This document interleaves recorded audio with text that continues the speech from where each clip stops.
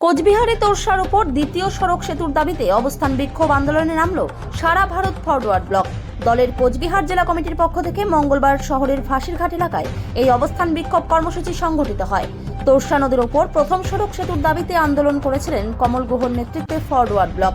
এবার ফাঁসিরঘাটে দ্বিতীয় সড়ক সেতুর দাবিতে আন্দোলন শুরু করল ফরওয়ার্ড ব্লক। ফরওয়ার্ড ব্লক দলের এই দিন এই আন্দোলনকে ঘিরে যথেষ্ট সাড়া পড়ে। ফাঁসিরঘাটে তোরসার উপর দ্বিতীয় সড়ক সেতুর দাবিতে 20 তারিখ অর্থাৎ সোমবার অবস্থান বিক্ষোভে বসল সারা ভারত ফরওয়ার্ড ব্লক কোচবিহার জেলা কমিটি। এই কোচবিহার শহরের সাগরদিঘি সংলগ্ন এলাকার ফাঁসিরঘাটে তোরসার উপর রয়েছে বাঁশের সাঁকো। সেই বাঁশের সাঁকো দিয়ে প্রতিদিন প্রায় 5000 মানুষ যাতায়াত করে। তবে বর্ষা এলেই তোরসা নদীর স্রোতে সেই বাঁশের সাঁকো নদী গর্ভে চলে যায়, ফলে সাধারণ মানুষদের ঘুঘুমারি সড়ক সেতু দিয়ে আসতে হয়। সেক্ষেত্রে ফাঁসিরঘাটে সড়ক সেতুর দাবি তুলেছে বিভিন্ন সংগঠন, এতে কোনো সুরাহা হয়নি।